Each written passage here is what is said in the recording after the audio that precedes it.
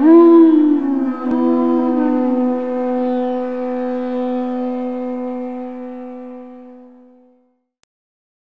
morning we are doing a reading from Srimad Bhagavatam, 7th Canto, Chapter 9, verse 37. The chapter is entitled, Prahlad pacifies the Lord with prayers. Can everyone at the back hear okay? Can you hear what I'm saying? The people at the back, yes?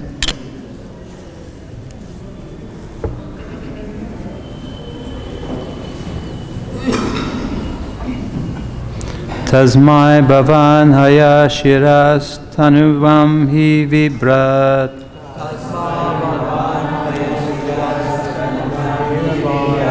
Tasmai bhavan haya shiras tanuvam hi vibrat. Veda druvavati bulo madhukaita bhaktyo. Veda druhavati bulo madhukaita bhaktyo. Advanayat stritu ganamscha rajastamascha. Advanayat stritu ganamscha rajastamascha. Sadvam tava priyatamam tanum amanante.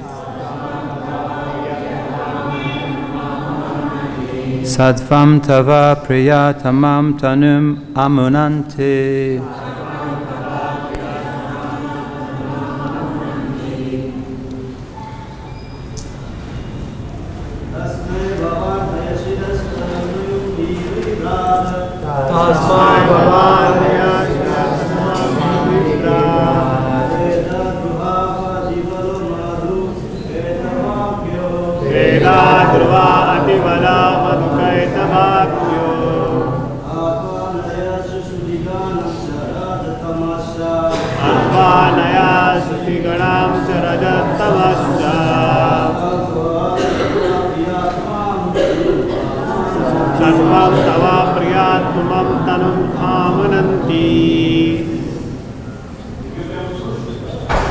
Ladies,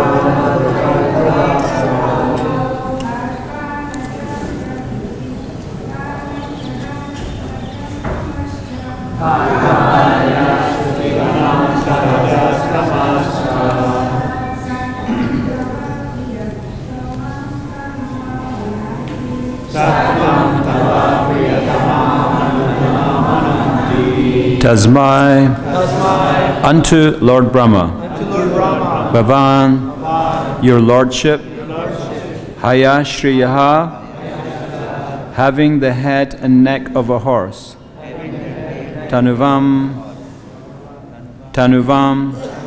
the incarnation, he, indeed, Bibrat, accepting, Veda Dhruvo, two demons who were against the Vedic principles, Ati below, extremely powerful, Madhu Kaitava,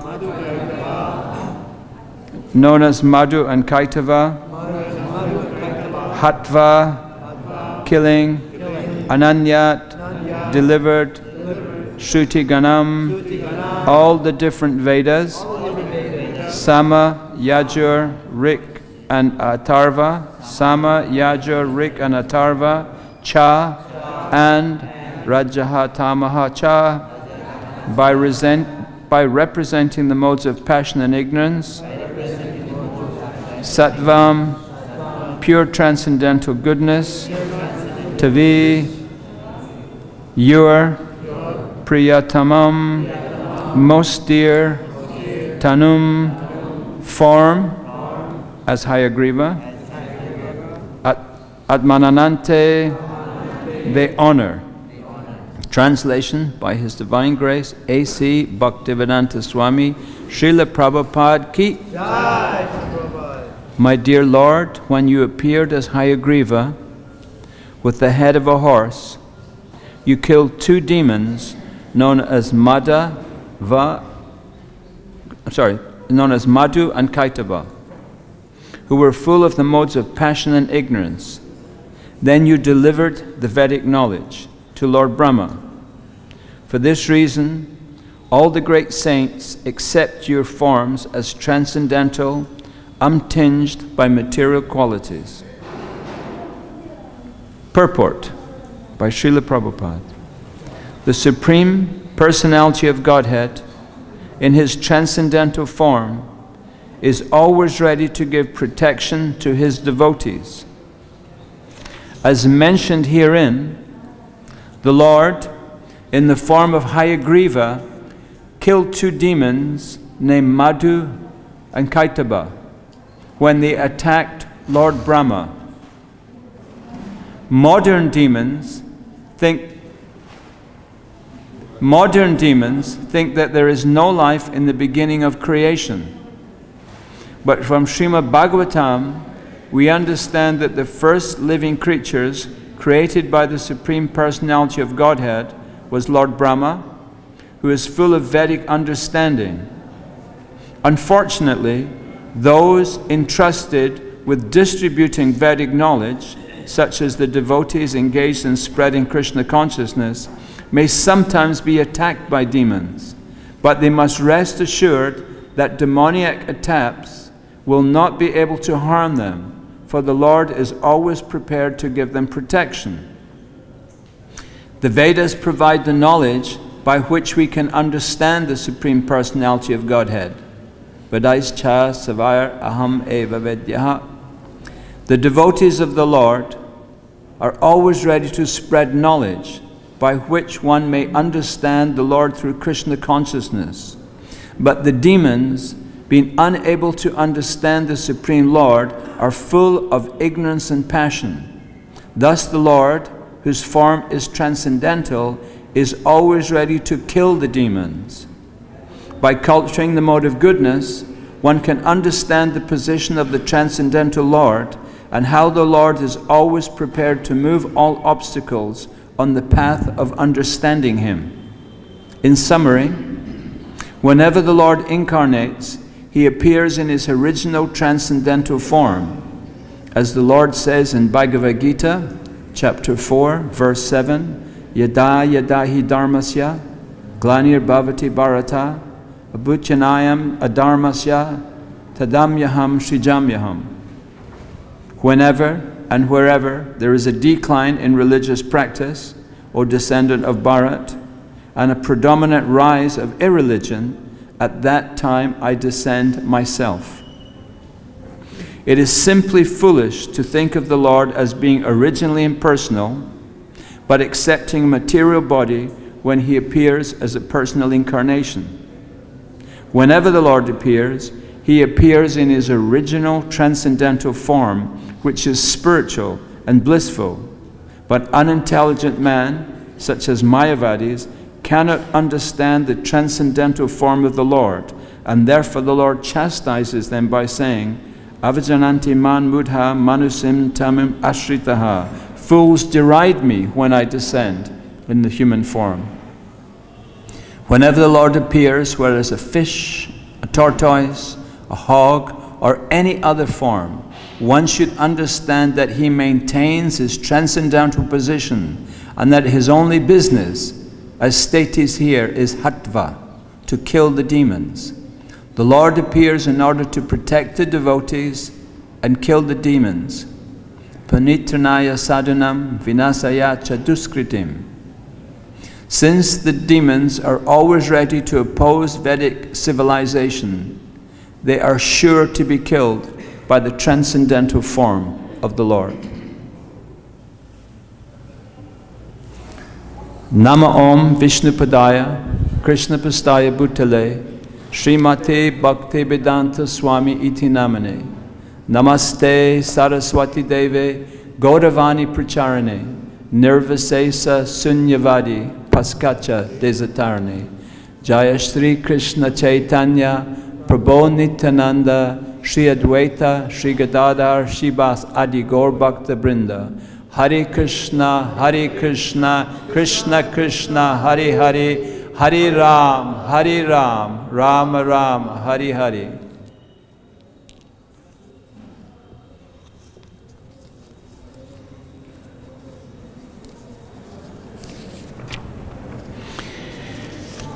Srila Prabhupada's main preaching activity has been to refute the position of the atheists and the impersonalists.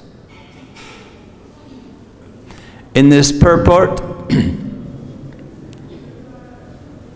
he derides these foolish people who think that Krishna does not have a transcendental form, that he only assumes a form made of prakriti, made of material energy, in which he can attend to the affairs of this world. Srila Prabhupada, from the very beginning, it was the atheists, particularly the atheistic scientists, who are peddling all sorts of nonsense, and the impersonalists, the Mayavadis, the Buddhists, who say that God has no form. Madhava Kaitaba, they were the original atheists. They were there at the time of creation, which we shall explain soon. And they did not adhere to the will of the Lord,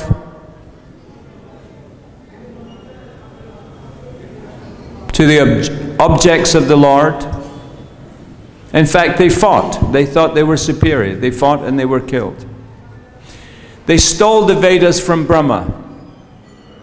Vid is a Sanskrit root verb. It means to know. So the Vedas, they are a body of knowledge designed so that we can attain liberation from this material bondage. Vasudeva, who compiled the Vedic literatures, he partitioned the Vedas into 4 parts. He made the Rik, the Yajur, the Sama, and the Atharva Vedas. The Rik Veda, this is a collection of hymns, principally which were sung during the Agnihotras, during the fire sacrifices. The Yajur Veda, he compiled this as a book of prose, and it contains the instructions for the priests who attended to the manual aspects of the rituals and the sacrifices. The Samaveda, this is a book of songs, of ragas.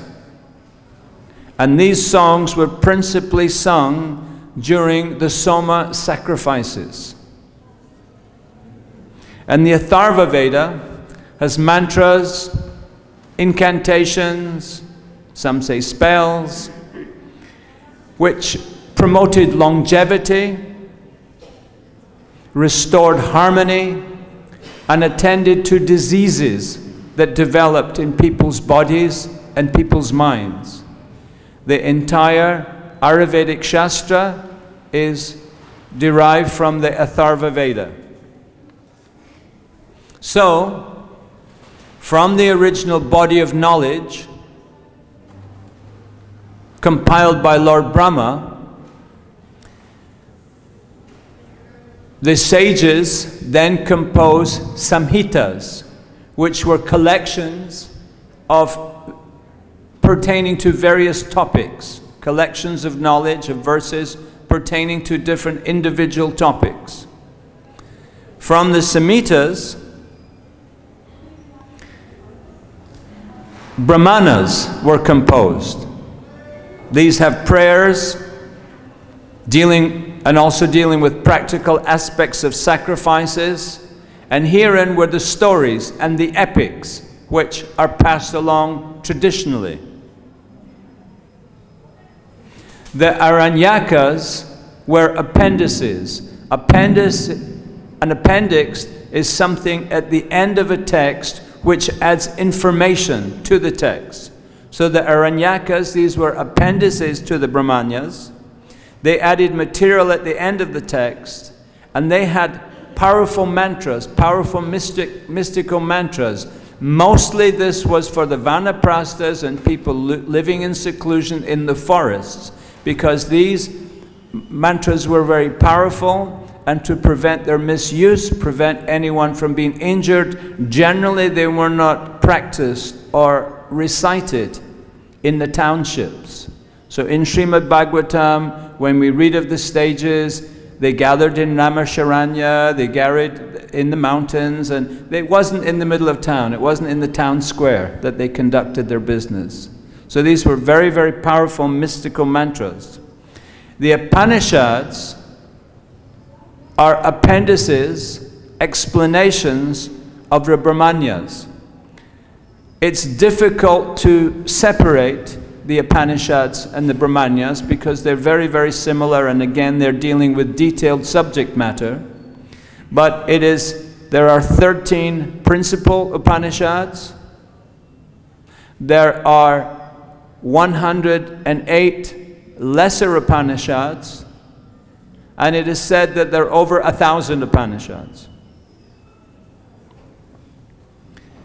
All of these, this whole body, the Veda, the four Vedas, the Samhitas, the Brahmanyas, the Anyakas, the Upanishads, these are all considered to be Veda. This is the body of transcendental knowledge.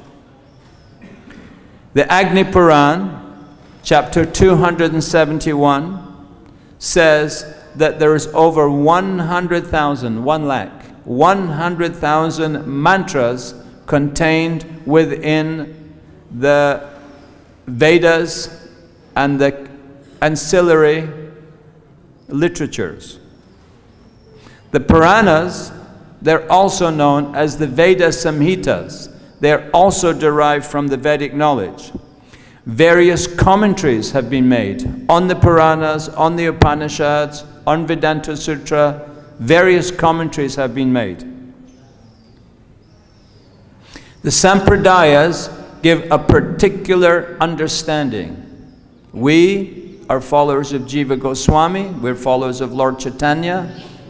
We are in the Gaudiya Vaishnav school of philosophy.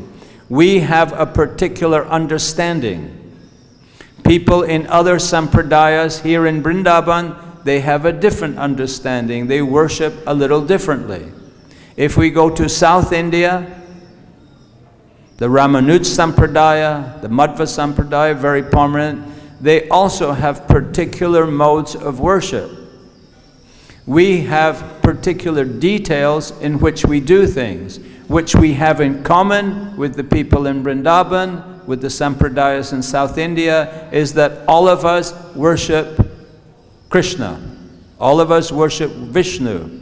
We should see the similarity, the brotherhood that we have in these people, and not discuss the details, as I travel in ISKCON, in different temples they do things a little differently. So the details are not so important, but we have a brotherhood in which there are hundreds of millions of people today in India who worship Krishna. The understanding that we have, the details that we practice, the way in which we conduct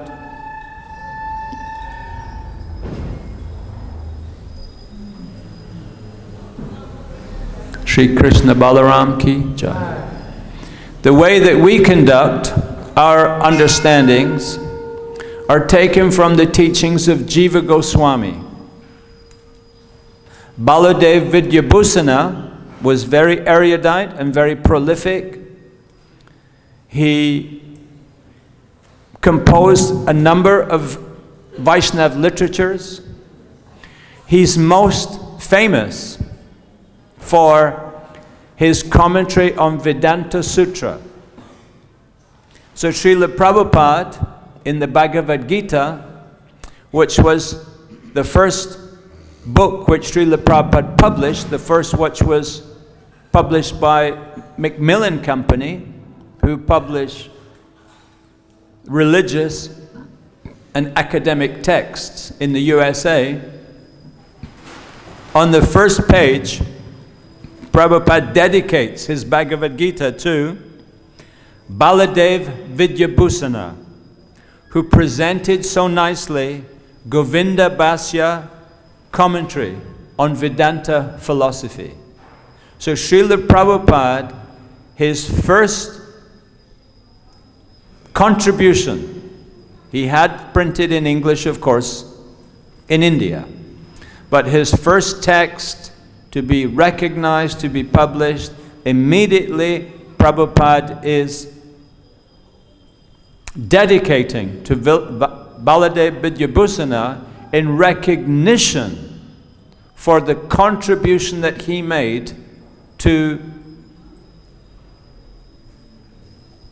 clarifying and systematizing the teachings of Jiva Goswami, to which we all owe a great debt. Baladev Vidyabhusana was born in Orissa in the 17th century. He was a scholar. He was noted as a child. He was very serious to understand Vaishnavism. He went as a young man to Mysore to study the philosophy and teachings of Madhvacharya, which are known as Shuddhadvaita teachings. There he became initiated into their teachings. Later, he studied Jiva Goswami's Satsandarbhas. This, he concluded, were a higher understanding of the teachings of Vaishnavism than he had learned in the Madhva Sampradaya. So he took initiation from Radha Damodar Goswami, who was in Lord Nityananda's line of succession. At a later point, he meticulously studied Bhagavatam, Srimad Bhagavatam, under Vishwanath Chakravarti. So he was his student.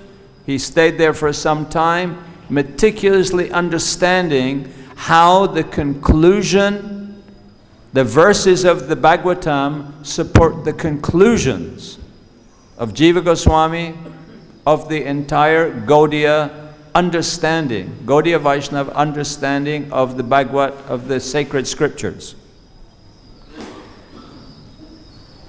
His teacher, his Shiksha Guru, Vishwanath Chakravarti, was invited by the king of Jaipur to attend a meeting.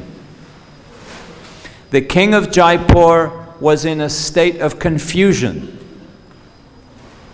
The acharyas from the Ramanuj Sampradaya had approached him and told him that the practices of the Gaudiya Vaishnavas were not bona fide. They had a number of objections to the teachings, to the lifestyle, to the practices of the Gaudiya Vaishnavas, and they brought these to the king of Jaipur, who became very confused by what they were saying.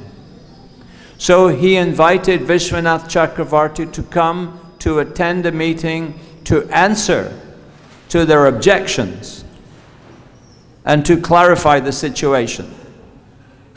They wanted the Ramanuj people, they were preaching, they wanted the king to support their viewpoint and to promote that within the kingdom, instead of the Vaishnava philosophy, which had been practiced there practically since the time of Lord Chaitanya and the 6 Goswamis. As the Mughal armies were invading, many of the deities were taken to Jaipur, and the king, being a very pious man, he gave shelter to the various deities in Jaipur and the various towns and villages. They had temples, worship was going on, and all of this worship, of course, was according to the Gaudiya culture and the Gaudiya understanding. So these Ramanuj people were saying, this is not right, this is not correct what you are doing, you need to change this, you need to stop this immediately. He became confused. He invited Vishwanath Chakravarti to come and to answer to their objections. Vishwanath Chakravarti was old. He didn't feel he was in a state to visit the meeting, so he deputized Baladev Vidyabhusana to go and to answer their queries. They had 3 main objections. The first objection, that Gaudiya Sampradaya had no historic basis. It was started, it was inspired by Lord Chaitanya. They were saying before this, there is no mention of any of these concepts on which the Gaudiyas are basing their teachings. There's no historic basis to what they're saying. The second objection was that they are not linked to any of the 4 sampradayas. The 4 Vaishnava Sampradayas, Ramanuj Sampradaya, they know they weren't connected to them. They were the Ramanuj Sampradaya who were making the objections. They said they have no connection to any of the other Sampradayas. But their principal objection was that they have no commentary on Vedanta Sutra. There are 555 aphorisms in Vedanta Sutra. They deal with the technical aspects of Sanatana Dharma. In India, to be recognized as a bona fide person, having a bona fide understanding, you must base it on Vedanta. You must make your presentation for what you're doing on the basis of Vedanta Sutra. Vishwanath Chakravarti, he sent Baladev Vidyabhusana to defend their philosophical understandings. He went before the king. He cleared up. He said, we're coming from Madhvacharya Sampradaya. This is our historic basis. And he said, we have no commentary on Brahma Sutra. He said, I will prepare this. He said, you please give me some time to prepare this. There are different versions of how long he took to prepare. Some say he took 7 days to write his commentary on Vedanta Sutra. Some say it took 3 months. They granted him this. This was an enormous task. Of course, he was a great scholar. He, in time, wrote so many commentaries on so many books. But can you imagine if any of us here were given the task? Go off for some time and come back with a commentary of Vedanta Sutra to justify what ISKCON is doing? This is a very great task. And being a humble Vaishnav, he did not feel equal to the task. In Jaipur, he went to the Govindaji Mandir, which has the original deity that Rupa Goswami worshipped. And he was in a state of hopelessness.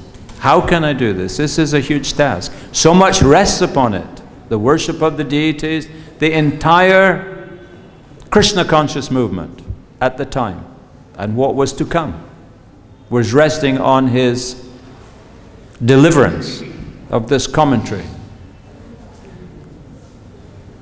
So as he was at the altar, praying to Govindaji, please give me the understanding, give me the strength, give me the potency, so that I may produce something which is of some merit.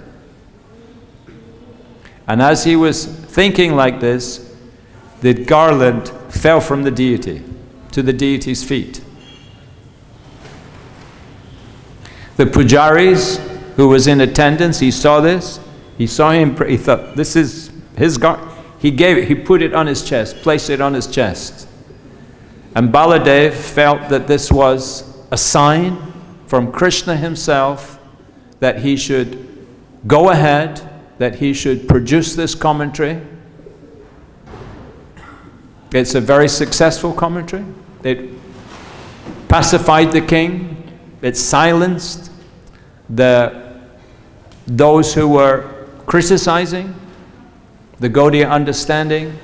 And so this commentary has came to be known as the commentary of Govinda, Govinda Bhashya.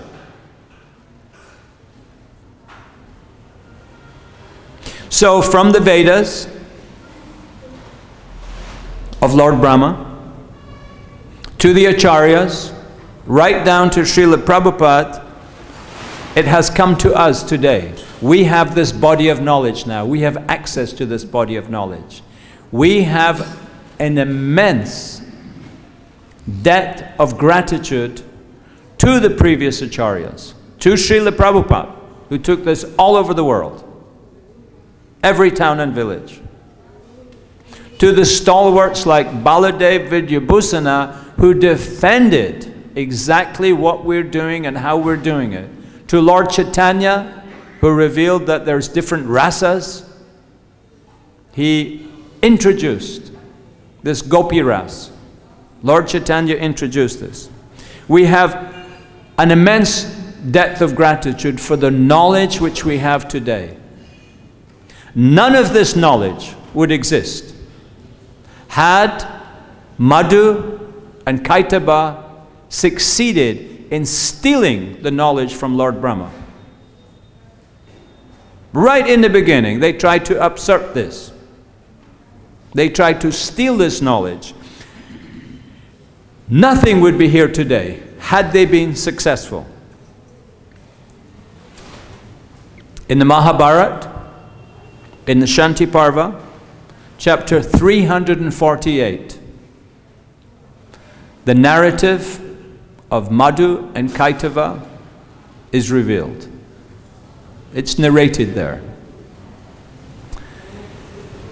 Mahavishnu was lying on the causal ocean in Yoga Nidra. He was in deep samadhi. From his navel grew a very, very, very tall lotus. So tall, when Lord Brahma looked off the lotus, he couldn't see anything. All he saw was the water. He didn't see Mahavishnu underneath. As you know, he heard the sound, tapa, do austerities. So he did austerities, and from this he got the knowledge of the creation. He produced the Vedas. On the lotus were 2 drops of water. One drop was sweet, sweet as honey. And from this, the demon Madhu was born. And Madhu was deep in the mode of tamagun, ignorance. And there was another drop, Mahabharata describes how this other drop was hard water. And from this, Kaitaba was born. And he was in the mode of Rajas. Madhava and Kaitava were in the ocean. They were playing, they were frolicking, they were just full of arrogance. They were big demons. They were haughty, arrogant. Then they decided to do austerities to become very, very powerful. So for many, many years, they did very severe austerities. They became very powerful. They wanted the boon that they would be immortal. They worshipped Durga Devi. She said, I cannot give you the boon to be immortal. They said, okay, let us not be killed by any person, save and except someone who has the neck and the head of a horse. She said, okay, I will give you this. So they felt, we are practically invincible. And based on this, they attacked Lord Brahma. They stole the Vedas. They took them to the nether regions. Lord Brahma, he knew he was no match for them. They were so powerful. They were so they were given the boon that they could only be killed by a Hayagriva. Haya means horse. Griva means having the neck, a long neck. So having the neck and the head of a horse, this was their only means. So Mahavishnu, he incarnated as Hayagriva. He fought and killed them. So Hayagriva, he is known as the protector of the Vedas, of the protector of knowledge. Lord Krishna, Lord Vishnu, is worshipped as Hayagriva in order that people can retain the knowledge that they have. So a person may worship Saraswati to attain knowledge. He may study Sanskrit, study the Vedas, study the thing. Then from then on, they continually worship Hayagriva that they can retain this knowledge that they have learned. He's worshipped as the protector of knowledge. Krishna, Hayagriva, who killed Madhu and Kaitava. Krishna is known as Madhusudana, the killer of the Madhu demon. In 5 places in the Bhagavad-Gita, he is Masudana, O killer of the Madhu demon. This was a very wonderful thing. They were very, very powerful, way in the beginning of time. So Krishna, he is known, he is addressed 5 places in the Bhagavad-Gita, in 5 of the different shlokas. Chapter 1, 2, 6 and 8. He is Madhusudana, killer of the Madhu demon. And because Hayagriva is worshipped to retain knowledge, once we learn, there are 13 major temples of Hayagriva here in India. From Assam in northern India by the Chinese border, all the way down to Tamil Nadu and Karnataka.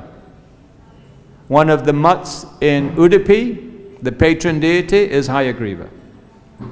And in Tamil Nadu, every major temple in Tamil Nadu has a shrine, has an altar to Hayagriva. He's very, very profusely worshipped by people who are in the community of retaining knowledge, retaining Vedic knowledge. Madhava and Kaitava, they were atheists. A theist, this is a word, a theist means someone who believes in God. Someone who believes that God has the power of creation and ruling the universe. This is a theist. There are different understandings of who is God, but anyone who broadly believes in this person who has this power, he is a theist. And an atheist is a person who does not believe that there is any divine power. They just don't believe it. Srila Prabhupada's teachings was mainly against atheism and against impersonalism. And in many places in his works, he calls the Buddhists, he calls the impersonalists, he calls them atheists. So although they are they are claiming that they follow some religious practices, because there is no deity, because there is no divine person, because it's abstract, it's shunya. When I hear waiting for a train in the train station, I'm listening for my train to see which platform, and the voice on the intercom as the train is approaching, they say, Gari, Ek, Do, Shunya, Shunya. So Shunya is the word for zero. It's nothing. Nothing is Shunya. So the people who believe in nothing, they are the Shunyavadis. We pray, Nirvisesha Shunyavadi, protect us from the Shunyas. These people who think that there's nothing. Prabhupada said these people they're atheists. They're simply atheistic. So the Mayavadis, the impersonalists, the Buddhists, these are all atheists. So Baladev Vidyabhusana's, his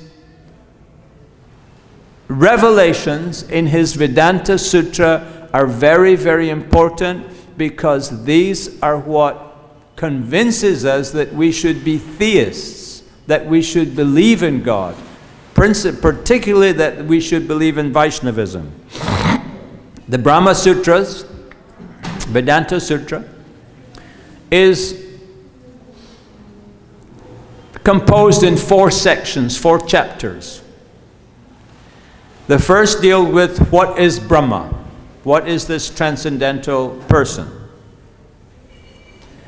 The second part is a review of other philosophies which could argue something else. So it deals with Buddhism, it deals with Jainism, it deals with so many different things. How people could argue something different.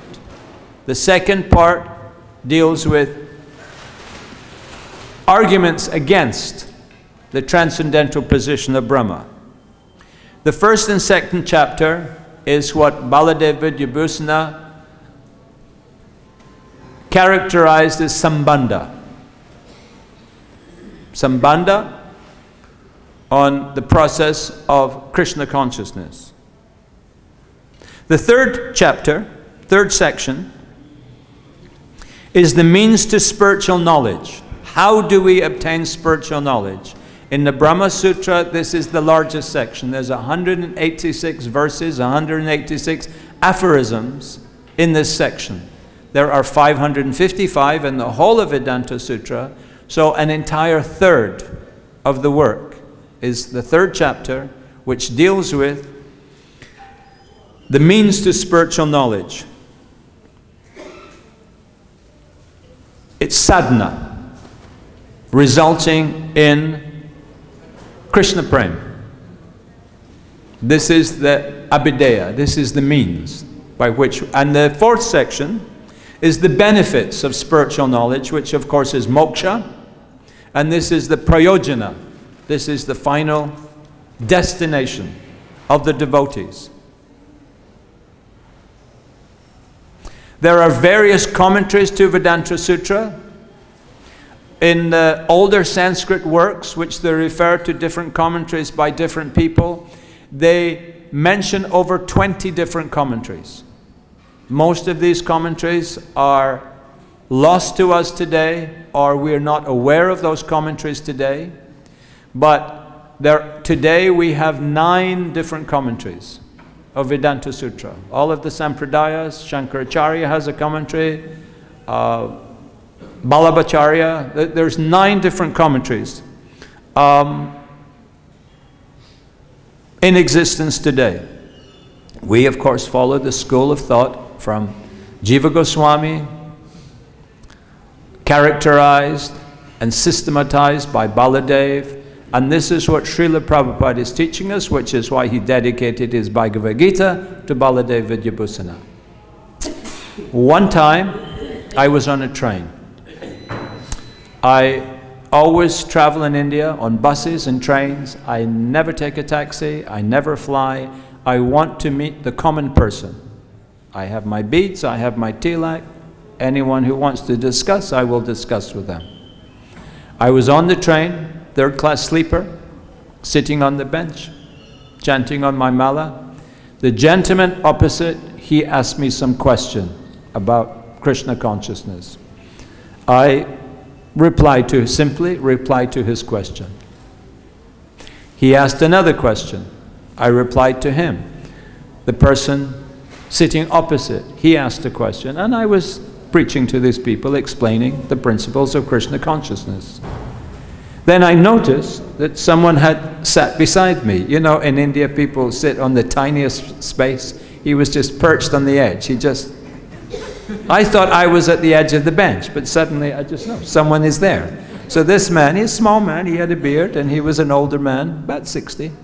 He was listening, and he was attentive to what I was saying. So it's, if you don't guard your space, you lose it. We're in India. So I was discussing with these people. So then he asked the question. He said, what if like this? What is that situation? So I explained, it's like, if it's like this, then it's like this. He said, okay. And what if it's like this? What if this is the situation? I said, okay. Then I explained it was like this. Then he thought, and he said, but what if it's like this? I said, sir, I said, these are wonderful questions. You, sir, you are a philosopher.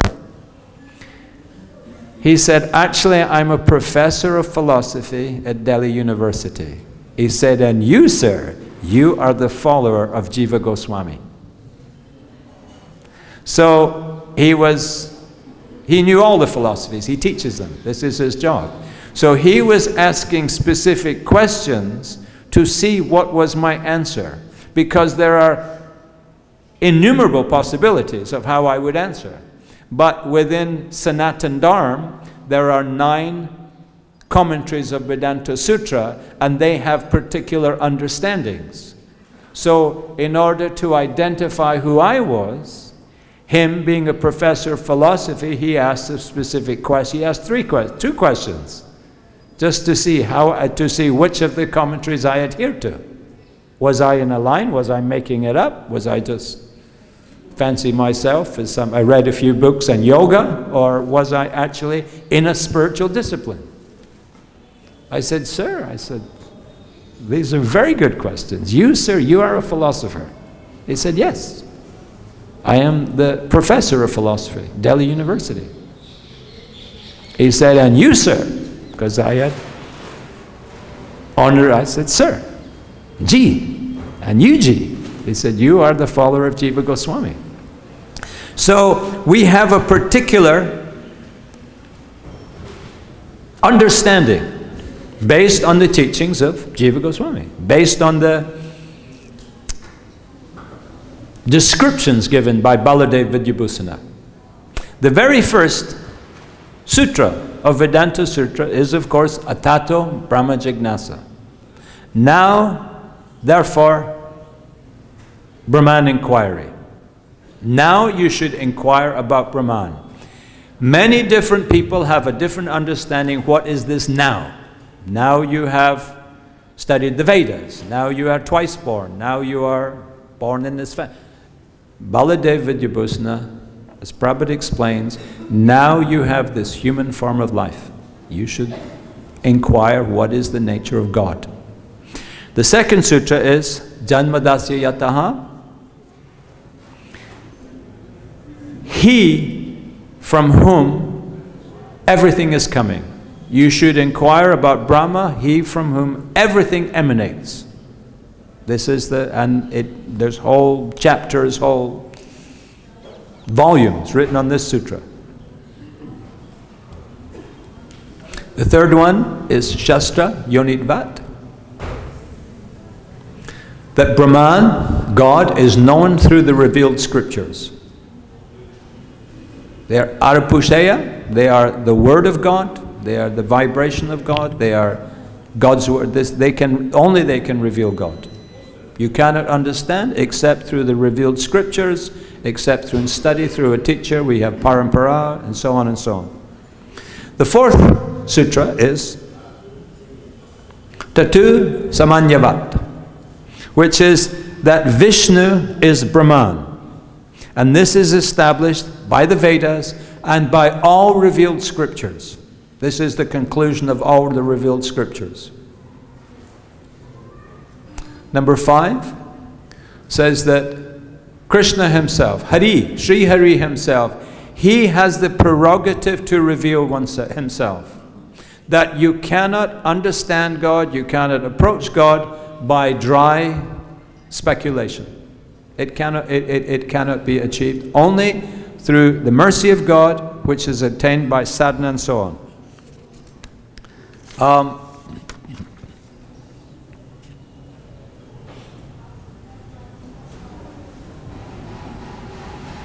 So, in conclusion,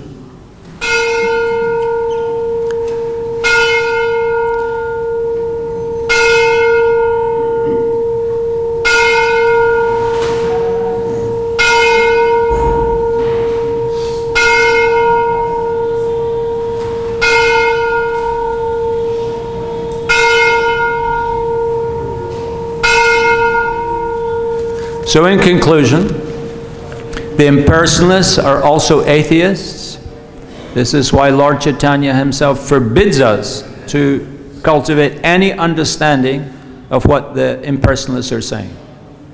It's poison. It's poison to your bhakti to cultivate any of these New Age people, any of these impersonalist people, any of these people who are in the line from Shankaracharya. We should just be respectful. And we should walk away. One time in the early days, we were walking along the road with Srila Prabhupada. Two Mayavadi sannyasis, not these beggars, not these people who wear saffron to get their money for their bidis, but actual Paka Mayavad sannyasis. From Shankaracharya, there's 4 orders, there's 10 different lines of very Paka Mayavad sannyasis.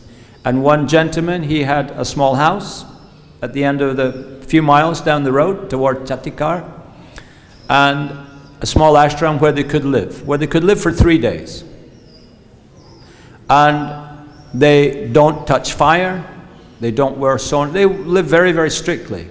And they would come in each day for their madhukuri to get some. So we were walking along the road, and these were 2 sannyasis with a bamboo pole, with like you see the pictures of Shankaracharya, and bare feet, just no sewn cloth, wraps of cloth, like we see our young sadhus with the wooden shoes. So they came along the road, and about 6 or 7 feet short of Prabhupada, they stopped. In unison, they bowed their heads and said, Namo Narayan. Srila Prabhupada said, Hare Krishna. And then he walked along 10 foot, so they had walked further, we had walked further. Prabhupada, he banged his cane on the ground. He banged his cane. He was angry. He said, why you did not pay respect to these men? And his secretary at the time, he said, Srila Prabhupada, he said, they're Mayavadis. Prabhupada banged his cane on the ground. He said, they are sannyasi. He said, you must respect the order of sannyas. We don't agree with their conclusions. We don't want to hear what they're saying. But we must respect any sadhu who is taking the tapasya, who is serious enough to follow, even although we don't agree with his conclusions. We must respect sadhus. Prabhupada was saying, he was angry. I never saw Prabhupada so he was angry. He felt that he had been embarrassed by his disciples, that they were not paying respects to sadhus. So even in our Gaudiya, there are different sadhus who have different conclusions, we must always be very, very respectful to them, although we don't want to hear what they have to say. So there is a difference to being respectful and being submissive. This is a difference. We must always be respectful. So Prabhupada, ISKCON was founded to oppose atheism. This is the entire purpose of ISKCON, to oppose, and this is the purpose of all the Vaishnava Sampradayas. From the Brahma, Madhva, all of the Sampradayas. Vaishnavism is 24 karat gold, pure gold. You cannot get any purer than Vaishnavism. Now in the market, you can get 22 karat. One South American devotee, he bought silver from the famous silver shop in Loy Bazaar. He took it to his country to sell. They say, sir, this is not silver. At best, and then you can get 18 karat gold. In my country, they sell 14 karat, it's half gold, or 9 karat gold, which is 1/3 gold. The common is 9 karat gold. It's not gold, it's not pure gold. So Vaishnavism is pure gold. And as we respect sadhus, we also have to respect other people who are following other religions, because it is just not pure, but there is some gold there. There is some truth there. There is one book distributor. He told me. He said, I was distributing books. He said, one priest came. He had a collar. He was a priest. He said, oh, he said, and he didn't know. He said, I lived in the ashram in Los Angeles. He said, really? He said, yes. He said, I lived there. He said, I was on the Bhakti program. He said, but I spoke to Srila Prabhupada personally. He said, I'm very attracted to the teachings of Jesus. Prabhupada said, that is all right. He said, but you become a good Christian. So he said, I was thinking, what is a good Christian? What? And he said, I thought I should teach the teachings of Jesus and try to live as a good Christian. He said, I am a priest because I got the blessings of Srila Prabhupada. He went, wow. So there are many religions that we should approach. Our parents, our cousins, they just don't have pure gold. But we should respect and encourage them from their level of understandings.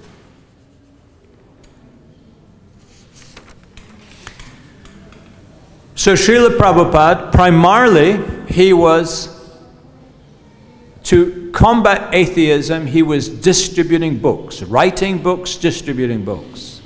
And this is what we should be doing. One time Tamal Krishna, he came with Prabhupada to Vrindavan. Prabhupada said, how are things going on? He said, Srila Prabhupada, the very best devotee here is Vishal Prabhu. Prabhupada said, oh? He says, because every day he distributes your books. So the book distributors, the people who are giving out the books, this is what Srila Prabhupada wanted most.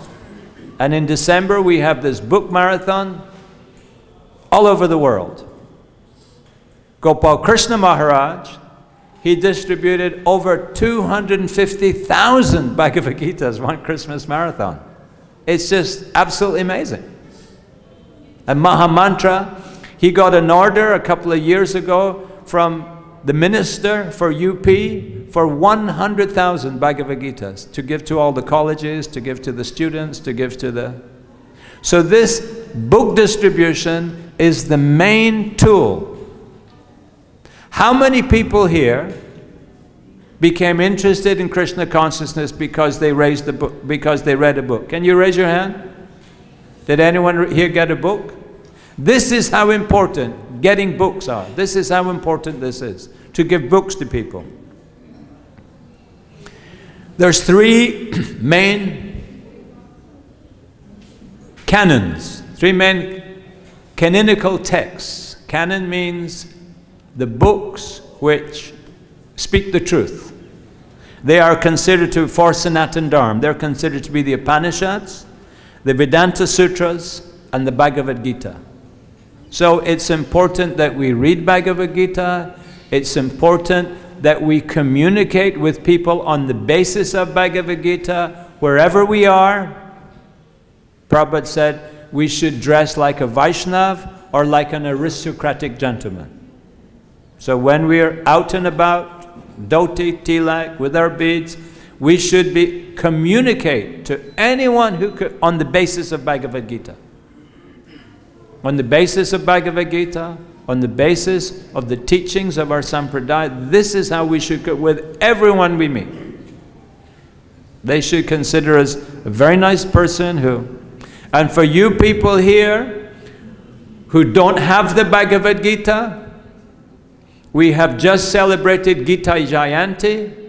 There are so many, there are people out the front, people with the Bhagavad Gita at a reduced price now. You take the Bhagavad Gita, you study the Bhagavad Gita, take one home to you, and you can be a Vaishnav of the caliber of Baladev Vidyabhusana, to whom Srila Prabhupada dedicated his Bhagavad Gita, because the Bhagavad Gita is the teachings and conclusions of Jiva Goswami.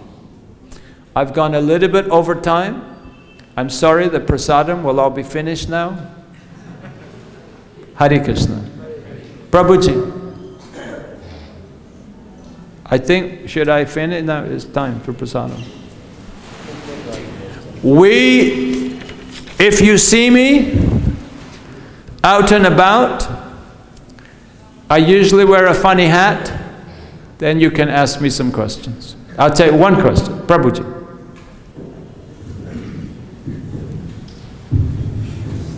Since time immemorial, since the time of creation, knowledge and ignorance has been fighting, and is also happening now. So maybe you can shortly elaborate what is the danger of also deluding Prabhupada's teachings in the present day? If we begin to cultivate an understanding of how fortunate we are. I personally heard Srila Prabhupada say, I was very happy living in Vrindavan, but Krishna, he kicked me out. So, for the rasa between Srila Prabhupada and Krishna, that he took it upon himself to come to our countries to spread Krishna consciousness. Usually I come in February to India. I'm busy in December, it's a very busy period in the West. I usually come January. I came in February, beginning of February. I had just arrived, had my bag, had my travel clothes. I was outside, paying obeisances at the Samadhi. One sannyasi who has gone to live in Radhakund, he saw me. He said, oh, Smarahari. We embraced. He said, have you just come from Mathura? I said, no, I usually take the bus from Delhi. I got off in Chattika. He said, oh, he said, because there's one festival, one program in Mathura. I thought maybe you had been there. I said, I was a young, illiterate boy. I didn't know how to read or write. And an old master, he traveled many thousands of miles to come to my village, to take my hand and show me how to make the letters. He said he taught me to read. Since I was taught to read, I can peruse so many of the Vedic literatures, and I'm aware that there's many erudite, learned, many eloquent people who speak very sweetly, very nicely. There are many erudite and there are many eloquent speakers who are speaking of this subject matter that I have been taught to be able to read. I said, but for me, Srila Prabhupada, I would be illiterate. I would not even know who any of these people were had it not been for Srila Prabhupada. So my gratitude my loyalty is to Srila Prabhupada, and these people may be speaking very nicely. These other gurus, they may be speaking very, I don't know. I don't know what they're saying. I don't know what they're not saying. I'm not in a position to decide what they're saying, because if it wasn't for Srila Prabhupada, I would not know anything. So the Maharaj, he said, wow, wow, Smara, that is very nice, very sweet. So this is our position. There is so many people saying so many things. But if we study what is our tradition, if we study what is the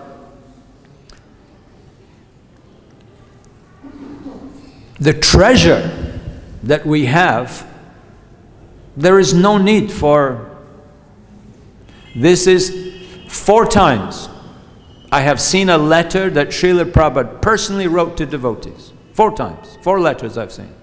Personal, original letters. Srila Prabhupada wrote to his disciples at different times, different occasions, different years. He said, if you follow the regulated principles, if you chant 16 rounds of Hare Krishna, he said, you will see Krishna face to face. He says, this is guaranteed. So it is our crazy minds that take us here and there. We want to enjoy it. We want to enjoy it. Each of us has some of this demoniac mentality. Each of us has some of this atheistic mentality, that we think we can come up with a better plan for our well-being than Krishna has provided for us. We think we can do it better. I'm going to surrender of Krishna. I'm going to surrender to Krishna. I'm going to be a nice devotee, but not right now. I've got some things I need to do right now. I've got some plans. Humility. This is the key to fully appreciating the gratitude which we should be wearing around our body like a chadar in wintertime. Just abject gratitude, just hopeless gratitude. We're just so grateful for Srila Prabhupada coming to the West, to founding the ashrams, for the programs we have, for the prasadam that is available, for the whole association of the Vaishnavas. One time I heard Srila Prabhupada say, he said, to eat prasad, he said, best is to eat alone. You eat the proper amount, you fully perceive Krishna as the prasadam, and you get maximum beneficial, nutritional benefit. Best to eat alone. He said, to talk, he said 2 is the best number. 2 people, they can have a meaningful discussion with each other. He said, for walking, 3 is the best number. The person who lags behind, he is obliged to keep up with the other 2. You have 2, you're going to walk as fast as the slow person. You have 4, you're going to get 2 groups of 2 people walking. He said 3 is the best for walking. You have 3 people walking. He said 4 people is the best for making an important decision. He said you have an important decision to make. 4 people should put their heads together to come up with a solution for this. And he said for spiritual life, the most number possible. This is the best number. For us to be in a community of devotees, for our children to be in a community of devotees, for our parents to be in a community of devotees, for people who come and visit us, don't go and see your mother, have your mother come here. Take her to the cake shop in Govinda's. Have them come, have a devotee association. Each devotee, they're so different, they have so many different qualities. To be within and the next person who walks in the door, the next person who stands there in line for the maha, next person who stands there to get some maha, if that person if we can't see amazing, wonderful qualities in that Vaishnava, we're simply not paying attention to them. Any devotee, you look at the devotee, you see he is a repository. He's a trunk full of wonderful qualities. And by having these, by being in association of people with these wonderful qualities, even someone like me can start to develop some Krishna consciousness. This should be our attitude. Bhaktivinoda Thakur says, I was born in Kali Yuga. What do I have to be proud about? If you're so good, what are you doing here? This is Kali Yuga. Hare Krishna. All glories to Srila Prabhupada. Vancha kalpa tarubhyascha kripa sindhu bhayevacha patit pavan pavnebhyo vaishnavebho namo namaha. Hare Krishna.